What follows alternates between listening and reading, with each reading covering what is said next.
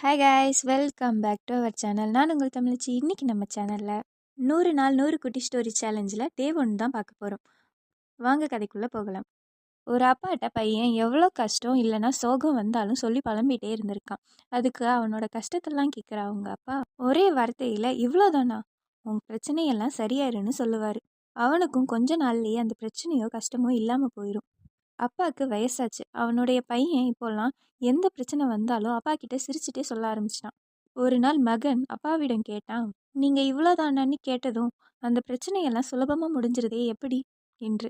அதுக்கு அந்த அப்பா சிரிச்சுட்டே சொன்னார், கொஞ்சம் வருஷத்துக்கு முன்னாடி நீ சின்ன பிரச்சனை வந்தாலும் என்கிட்ட வந்து புலம்பு. நான் இவ்வளோதானான்னு கேட்டதும் உனக்கு அது ஒரு பிரச்சனையாகவே தெரியாது. அந்த பிரச்சனையும் முடிஞ்சிடும். இப்போது எவ்வளோ பிரச்சனை உனக்கு வந்தாலும் அதோட தீர்வு மட்டும்தான் உனக்கு தெரியுது. சின்ன வயசில் நான் கஷ்டப்படும் போது என்னை பயமுறுத்த தான் ஆளுங்க அதிகமாக இருந்தாங்க. எனக்கு தைரியம் சொல்ல ஆளுங்க ரொம்ப கம்மியாக தான் இருந்தாங்க. அதனால தான் உனக்கு எவ்வளோ பிரச்சனை வந்தாலும் நான் இவ்வளோதானான்னு கேட்டேன்னு சொன்னார்.